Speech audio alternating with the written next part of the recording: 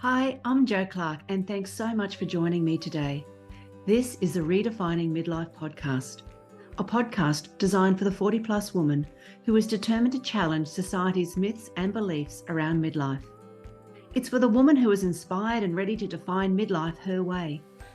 Join me each week as I chat to health and wellness experts for up-to-date information on how to live well as some special conversations with incredible everyday women redefining what midlife can look like. Here's to making our next half of life even better than the first. Welcome to episode 63 of Redefining Midlife. Today, you're going to meet Belinda Joyce. I met Belinda this year in my business mastermind, and she's a fabulous example of thinking outside the box to create new and exciting career opportunities. And she's an incredibly experienced and accomplished midwife, maternal and child health nurse, mother of 4, and author of the book, Survive and Enjoy Your Baby, How to Find Your Path to Parenthood. Now, for over 20 years, Belinda has worked with thousands of parents and newborns, which encompasses childbirth education, prenatal, labour, birth, postnatal, and special care nursery. She's also an experienced maternal and child health nurse, performing home visits and consultations with families and children from newborn to school age, as well as parent groups and mothers groups. Belinda's all too familiar with the challenges and the joys that come up with parenting and the common problems such as feeding, crying, sleep, and exhaustion. I'm sure it takes me back and you too to a busy and exhausting time of life.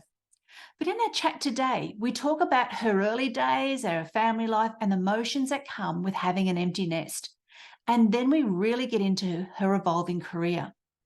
Now, although Belinda still loves her career, she wants to be able to use her extensive skills, her experience and knowledge in a different way.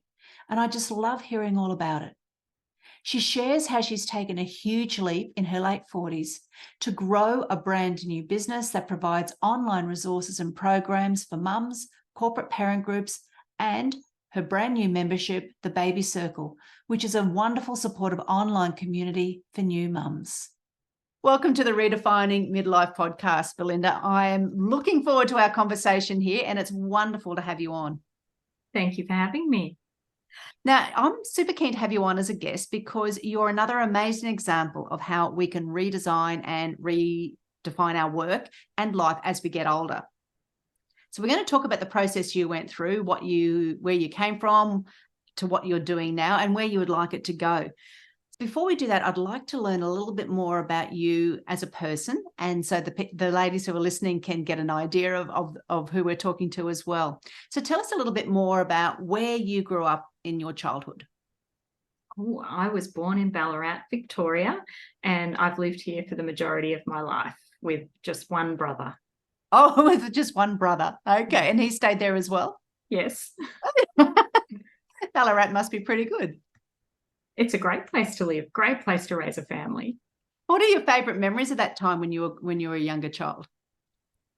I think family time, spending time with my parents, going out, we did a little bit of camping, going to just picnics and the zoo and those kind of things. I think they planted the seed for what I wanted to do with my children. Yeah. And did you actually do that? Because different thing when you're a child to think, oh, I want to do that, but you actually did that with your kids as well? Yes. And are they some of their favourite memories also? Yes, they are. They're the things that are in the photo albums too. So you get reminded of them regularly, which is lovely. Oh, that's good. That's lovely. And tell me about you've got a background in midwifery and maternal health, as we heard in the intro.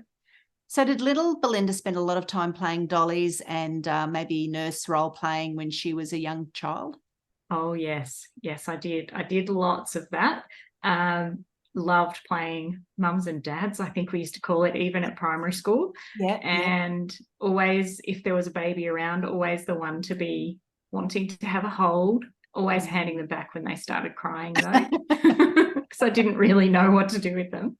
Yeah. Yeah, because I remember that was some of my favourite memories. There was a best friend from primary school and we used to just play dollies all the time, go to each other's places, and it was that whole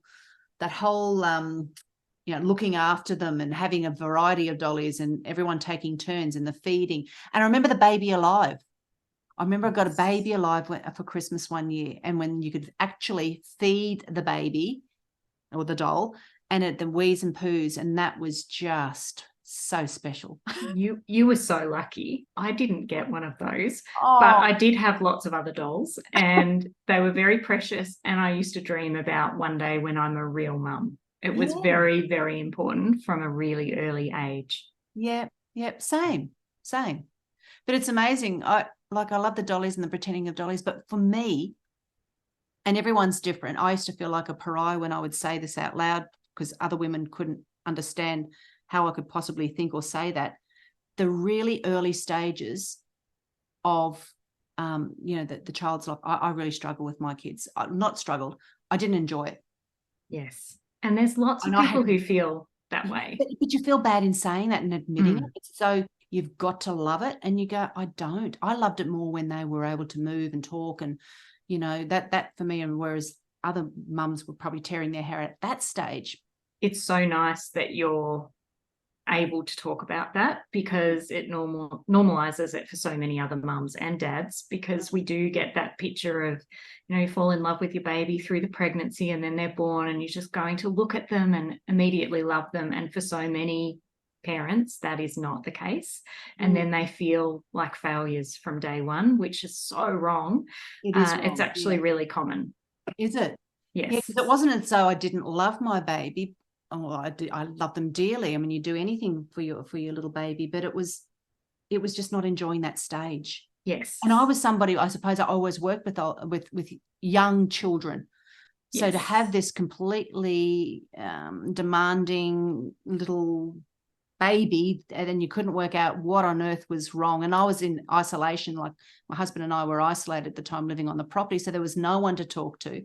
There was no one around to help. And you were really, oh my God, how do I get through this stage? It's so hard. And I had great kids. They slept well, they fed well.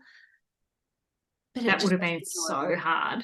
Yeah, it was. And it was. And I think the work that you do, and that's why it's so important, and we'll talk about the work that you are doing and what you're wanting to do, is so critically important, because it's an isolating feeling. Just becoming a new mum and being home with the baby, even if you're in a busy city with, many people around you, still feels isolating. But to be actually isolated rurally as well, that's really tough. It is tough. It was, I learned a lot about myself. And as kids are great teachers, aren't they? Yeah, they bring out the best. They can bring out the best and the worst in you, and you've really got to look at yourself under a magnifying glass and sort yourself out, because another little life's depending on you. Yeah, you have no choice. No, not at all.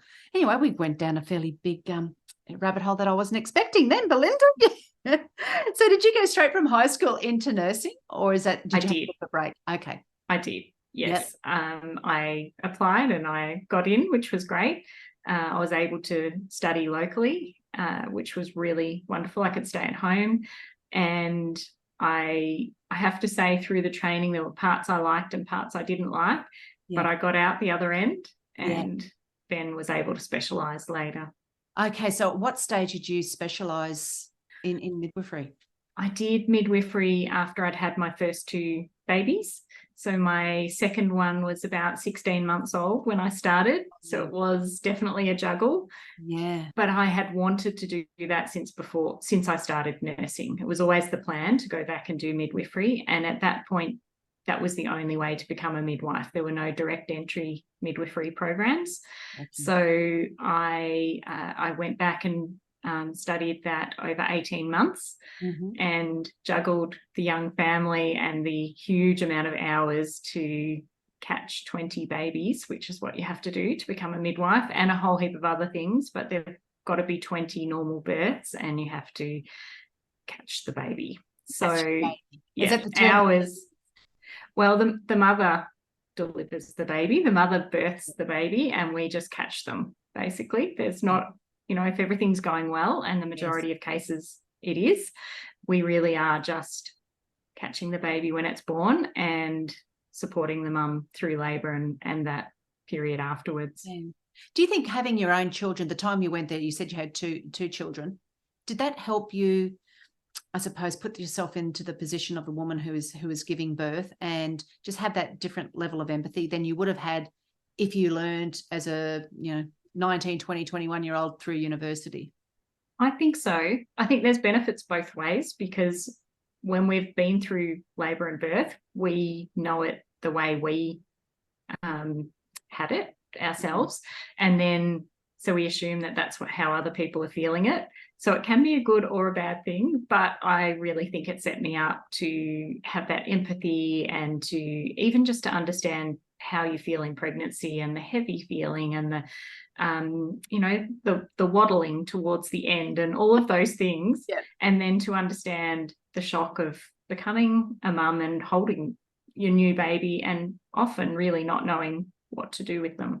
That's right. That's right. I mean, nothing really prepares you, does it? You can read the books, you can go attend the various classes, but holy, when it's your little bundle, it's a different world. Because I found teaching for me, once I had my own children, I could see things through a different pair of eyes, and I think it made me a better teacher for sure. Yeah, I think so. Yeah.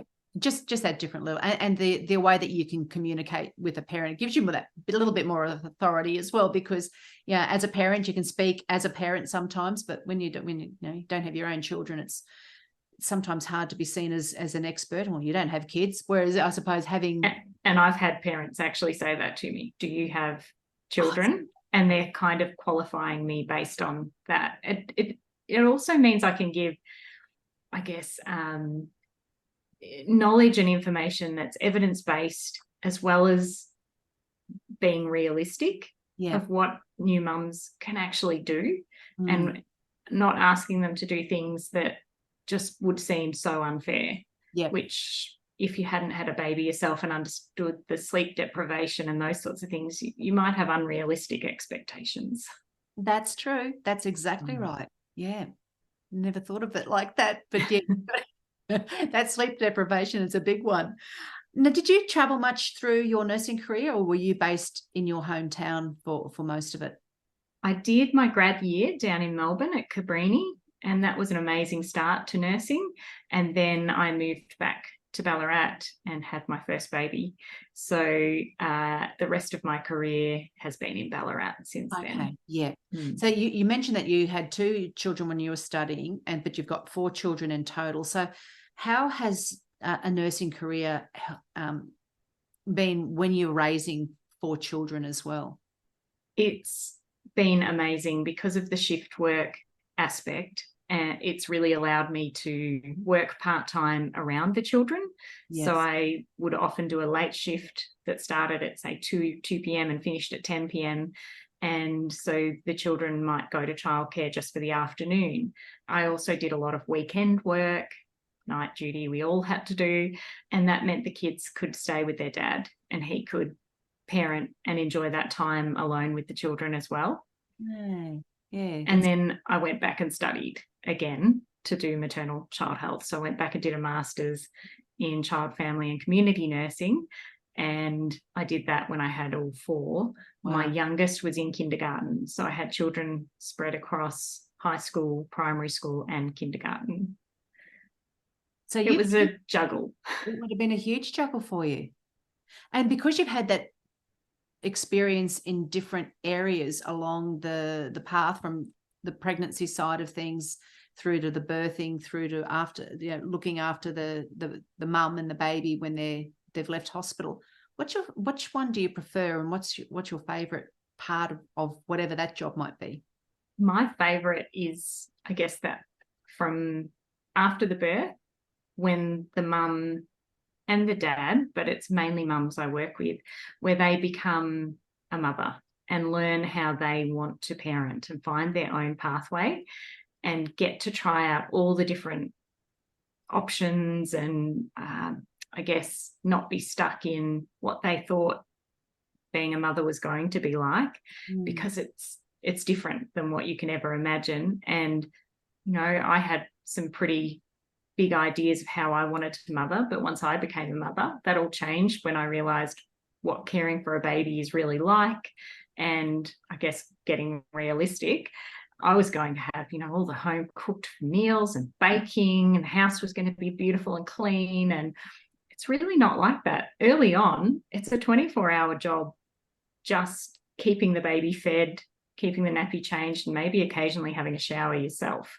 Yeah. So I just love seeing mums, I guess, going through that, learning to be a mum and supporting them to enjoy it, because it can be all work and no fun without support. Yeah. Have you seen the difference in pressures in the time that you've been working in this area for the mums? Like I can just imagine, I know what it was like for me, and the pressures that, you put on yourself to be the perfect mum, like you said, it was going to be like this and like that. But now there's so many other outside influences. Social media. Yes. It's a blessing and a curse for so many things. Because everyone I love loves it. the highlights to put on their their Insta feed or whatever. But I mean, that's what you're seeing. It is the highlight reel of their life. It's not really what that 24 hours was like for that family. So, and I think everyone's doing that, which makes sense, but it gives us all I guess we're all striving to be that perfect. And when you're a new mum that's sleep deprived and you see someone else putting this lovely outing they've had with their baby and big smiles on their faces, and they all look beautiful. There's no bump anywhere. There's no breast milk leaking on the shirt. No, everything's perfect. It's really hard to strive for, and it's unfair. So I do remind mums frequently that that's not real, and you don't have to do that. Yeah. And do they take that on board? I think they do intellectually, but I think emotionally it's still quite upsetting. Yeah. It's hard and because many of us see being a mum as our most important job in life. Like, we really want to do well with it. And no one wants to screw their children up. We all want to do a really good job. So it's so important that they feel like if they're not able to do that, then maybe they're failing. And of course they're not, but it still can really pull at the heartstrings. Oh, for sure. For sure. And you are now working in a different role as a maternal and child health nurse.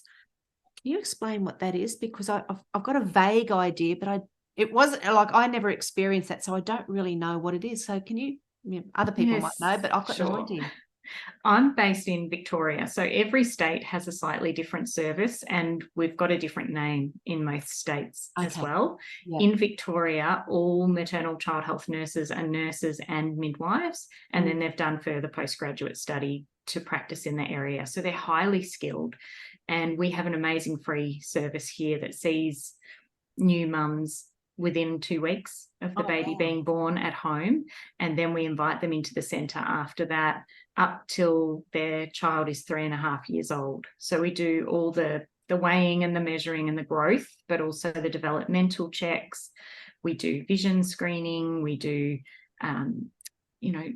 autism checks, all of those kind of things. Always, we're not diagnostic, so we're always just looking for red flags, I guess, of when babies or mums need to be referred off, and then we can refer them off to the appropriate service after that. So it's an amazing role, absolutely. Yeah. Well, you're obviously very talented and ambitious as well, Belinda, because not all nurses and people who are in your position decide to write a book, but you've also written a book. Can you tell me what led to that? Yeah, that's huge. What led you to do that? I realised there were no books out there for new mums written by someone with my qualifications. So there were no other maternal child health nurses who'd written a book. And yet there were lots of celebrities and mums who perhaps didn't really have any qualifications in that area, but wanted to share their take on being a parent. Their own personal experience. Yes. And some of those books were not helpful for my clients. They were getting upset trying to follow routines that were quite unrealistic, or they'd come in crying, I've done everything that was in my book, but it doesn't work and I'm obviously a failure. And I'd look at who'd written the book and I'd say, the information in this book isn't really right, and you were destined to fail. So I wanted to put a book out there that had everything in it that I wish I had had when I had my first baby, and to really help more people than what I could help when just seeing them one-to-one. Yeah. Yeah. Well, you've had the experience of thousands now, haven't you? It's not just your own or a couple of children or It's women. over 22 years now. Holy, yeah, no, that's a Mm. a huge Yeah. amount of experience behind you for that. So where can, like, most of the ladies, or no, I won't say just ladies, because there are men who listen as well, but most of the listeners to the podcast are beyond the stage of having a little baby, but they will have and know of women in their life that do have a young child. Where can they find the book if they wanted to? Is that something that? Yes, yep. They can, any good bookstore should have Okay. it available. Yep. And all the online bookstores certainly do. And you can also go to belindajoyce.com Okay. Well, and purchase it all there. those links will be on the information on the show notes. So that's great. Then they can do that or go to the website directly. Yes. Perfect. Good. Now, so you're author, huge amount of experience. You've got other plans for your future as well, and the slight change in direction. So what's led to the change and why? I guess for the same reasons that I wrote the book, I want to get more information out there and more support out there for new mums than what's available now. And I just think new mums deserve more and deserve better. And there's so many mums out there who don't have any backup, and perhaps they are rural like you were, Jo, where there's no mums group to go to. There's no or they go to a parent group or a mums group and it doesn't really suit them. So I have developed the Baby Circle, which is a fabulous community of new mums or mums with a baby, maybe late in the pregnancy all the way up until their baby's 2, where we can meet up online, so they can do it from anywhere. They can be in their pajamas if they want to. There's no dressing up. There's no pretending that everything's perfect. Yeah. But it's a place where we can come together and support each other, as well as learn more about how babies work. Because if we understand, for instance, with sleep, if we understand how babies sleep, it makes it so much easier to fix some of the sleep issues that a baby might have. Yeah. And also there's a lot of conflicting information out there. So if you know it's coming from somebody who really is working in the field with the up-to-date knowledge and all that experience and education behind them, that would make it takes away all that Googling too. Yes. So not Googling and then not knowing who to trust and getting conflicting advice. And also getting out of, some of those Facebook mums groups, the free Facebook mums groups are pretty harsh and judgmental. Our group has none of that. Yeah. You don't want that sort of toxic environment when you're a bit tender and emotional too, as a mum trying to do her best. And that communicate, I suppose, also the community that would be amongst the women who jump on would be very special. Yes. And we've set up a Facebook group so that there's always someone you can talk to. There's always someone who can give you some ideas or, say that's amazing to your successes and share photos, that kind of thing. That's again, and we'll put the links in the show notes so people can find more information about that and refer that sort of, something that's really special. Refer that on to somebody else who they might know needs it. So I know for me, and I'll speak personally, that just the ups and downs when you decide to change your career or the direction of your career, it's not always smooth, and it's not always easy, and it's like, I suppose you can put everything beautifully up on Instagram or anything, but I've been fairly transparent on it is hard, but when you get there it's great. Has it been difficult for you while you're to try to make those changes and find your own path? Absolutely. I think anyone who does something different is looked at and questioned and judged a little bit. Even just writing the book, I had people say, well, why'd you do that? And how did you have the time? But it was just so important to me to do it that I found the time. And I used to get up very early in the morning and get all of that writing done. So I have had people, and probably still do, who are even in my industry and just don't understand. And, how can you go live on Instagram and talk to people you don't even know? And it's just so important to me to get the message out there and to make sure, I guess, that I can offer something different and better than what I'm already doing in my other, I guess, paid role. Yeah. And as well, if you take yourself out of it and you think about the people who might need to hear what you're about to say, that's hard. But being there and you're being judged probably from the people that you care about the most sometimes. Yes, it can be hard. And they're just trying to protect me, I'm sure. Yeah. But I know that there are so many women out there who do need mums who really need this support. Yes. And it doesn't matter how I feel if I'm doing an Instagram live. I need to get that message out, and I don't want to keep it secret. Yeah. Oh, that's really special. Now, you have got, we talked before we hit the record button, you've, out of your 4 children, you've had 3 who have left the nest now, and you've got your daughter who's not far off. How's that going for you?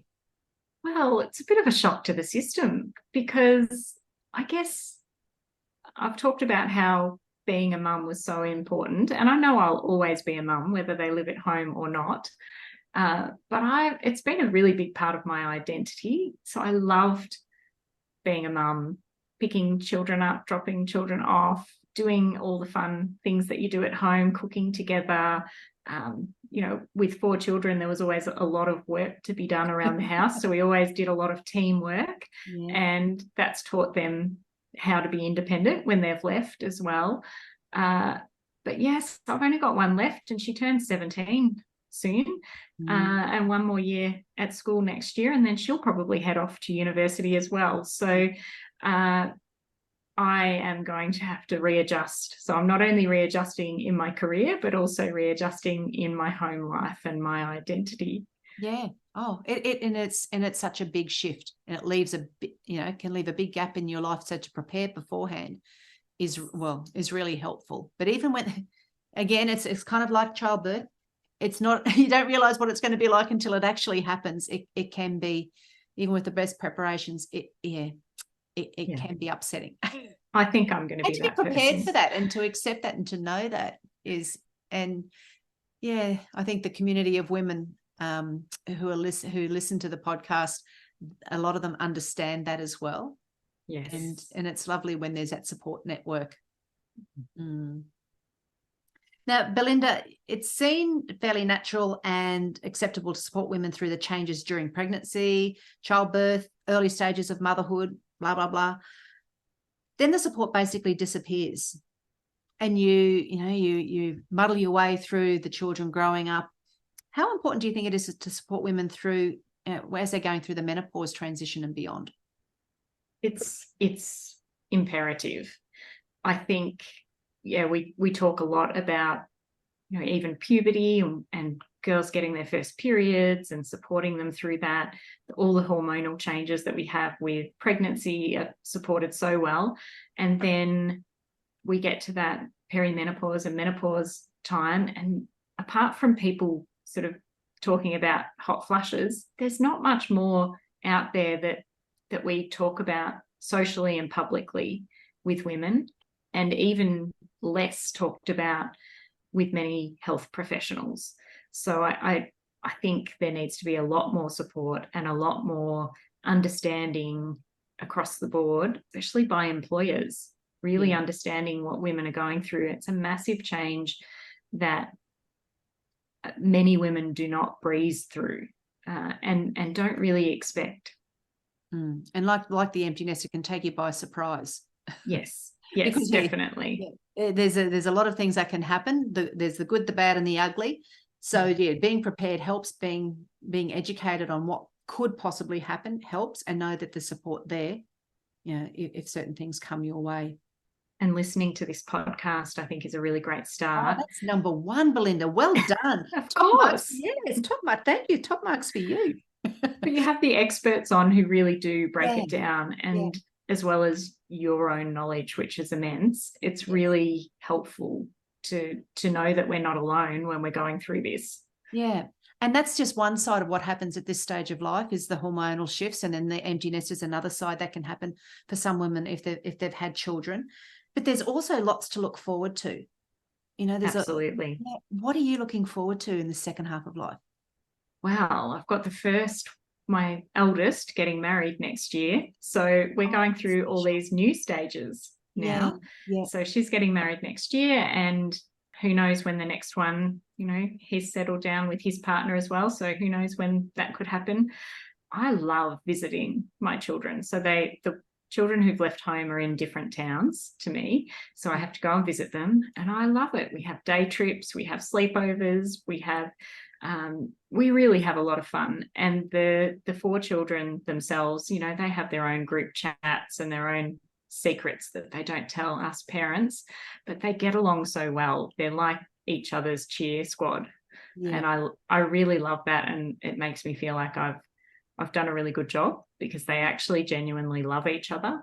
They still have their problems, like any relationship. They're not perfect, but I'm really looking forward to just spending more time with them as adults. It's a completely different relationship that you start to have with your children. It's lovely, isn't it? Oh, yes. Yeah. I agree with that.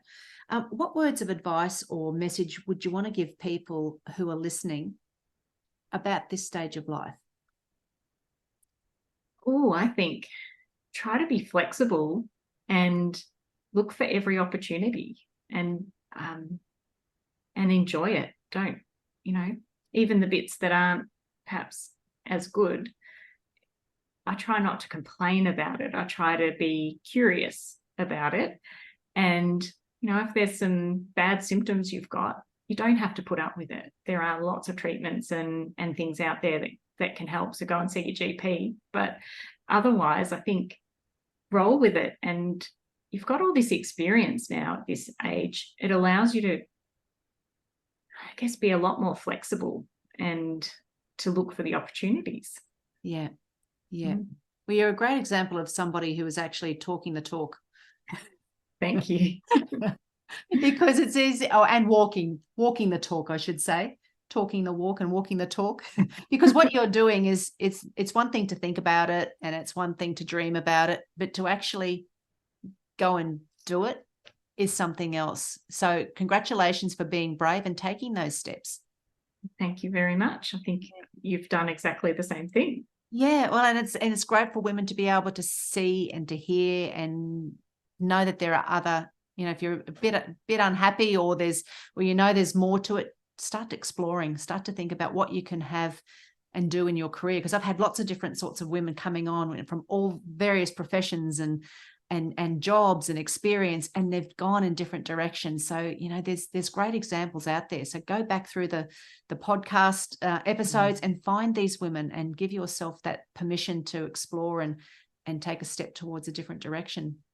And it's just never too late. No, that's it. We can keep changing and evolving. I don't know if I'll still be doing exactly the same thing in 10 years. I'm happy to keep trying new things. Yeah, well, I hope I'm not doing the same thing in 10 years. Yes. I hope it's evolved over that time, because you go, 10 years time, I'll be nearly 66 years old. God, I want to be doing other things as well as probably continuing with some of the stuff that I'm doing now. But we change and we evolve. We should change and we should evolve, I should say. We should. Okay, Belinda, my final question for you is, if you could look into the future, what do you hope 80-year-old Belinda will say about current day Belinda? Ooh.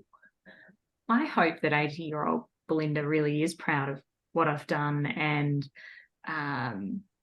glad that I made the changes that I've made and put myself out there in a way that I never thought I would be able to. I think 80-year-old Belinda will be happy that I helped so many families and new mums to really truly enjoy their babies and their families. That's very special. Yeah, well, that's my passion. Yeah, 80-year-old Belinda needs to listen to this episode and just remind herself how amazing she was when you're in your middle of life. Thank you. All right. Thanks so much for coming on, Belinda. It's been an absolute pleasure having you. Thanks, Jo. Thanks so much for listening and sharing your time with me today. I'd love you to hit subscribe on Apple Podcast or your favorite podcast app and leave a 5-star rating and review. To keep spreading these empowering messages, please share this podcast with other incredible midlife women in your world. Join me again next week for another redefining midlife conversation. Thanks again for tuning in.